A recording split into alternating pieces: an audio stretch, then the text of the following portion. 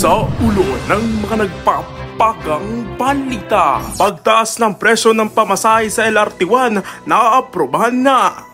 Kasong impeachment kay VP Sara Duterte umabante na sa Senado. Lalim ng hidwaan laban kay Zelensky, pinaigting ni Trump. At Batang Quiapo nakakamit ng 1 milyong online viewers.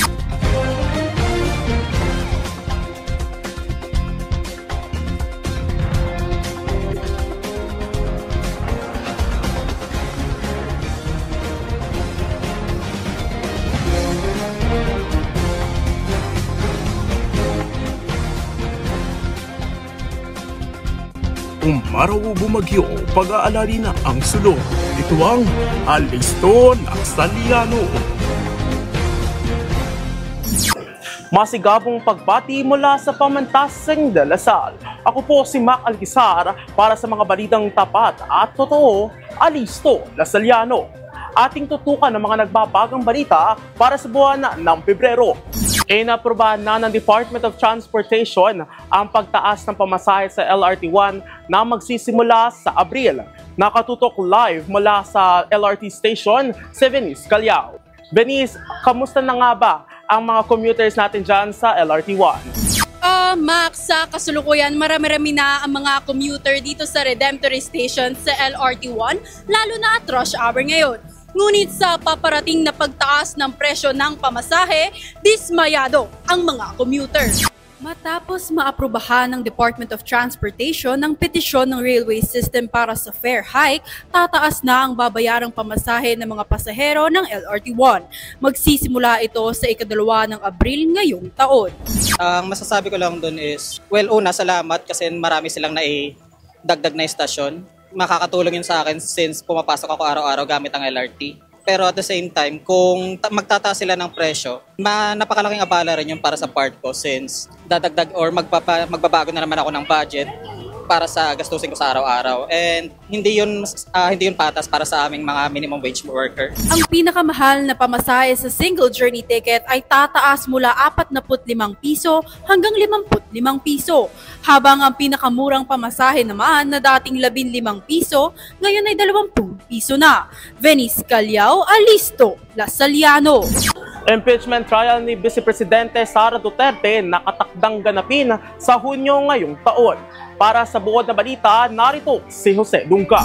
Noong 5 ng Pebrero ngayong taon, 215 sa 306 na miyembro ng House of Representatives ang pumirma ng impeachment complaint ni VP Sara Duterte. Sa mga alegasyon na nagdulot ng impeachment ni Duterte ay ang video na kung saan binantaan mismo ni Duterte ang buhay ng Pangulo at ng kanyang pamilya, kasama rin ang maling paggamit ng confidential funds at ang kanyang kabuuang pag-uugali bilang vice-presidente ng bansa.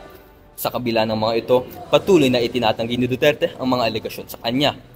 Ayon kay Senate President Francis Escudero, ang impeachment trial ay maaaring mangyari sa Hulyo at matatapos bago ang susunod na recess sa Oktubre ngayong taon. Sa ngayon, si Duterte ay nagsasamba ng petisyon laban sa validity ng impeachment complaint dahil sa 1-year bar rule kung saan ang House of Representatives ay hindi maaaring magsimula ng impeachment proceedings laban sa isang opisyal ng higit 1 beses sa loob ng 1 taon. Jose Dungca, Alisto Laksaliano.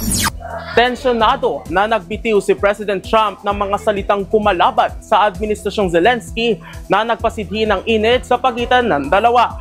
Yan ang balitang hatid ni Abigail Hentica. Diktador. Iyan ang salitang itinatak ni US President Donald Trump kay Ukrainian President Volodymyr Zelensky matapos sabihin nitong umano'y naiimpluwensyahan ng disinformation ang Administrasyong Trump. What kind of diplomacy, JD, you are speaking about? What do you mean? Nagbaga ang argumento ng dalawa mula sa mga usaping samahang US-Russia na agad tinugunan ni Zelensky na maling impormasyon lamang ang mga sinasabi ni Trump. Agad naman itong labis na ikinagalit ng US President at ipinahayag na hindi raw maayos ang pamumuno ng Administrasyong Ukraine.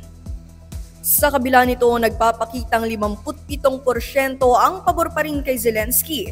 Kabilang narito ang suportang ipinakita ng iilang European leaders tulad na lamang ng German Chancellor at UK Prime Minister. You guys are going around and forcing conscripts to the front lines because you have manpower problems. You should be thanking the president for trying to bring an end to this conflict. Have you ever been to Ukraine that you say what problems we have? Abigail Hentica para sa Listo Las Saliano.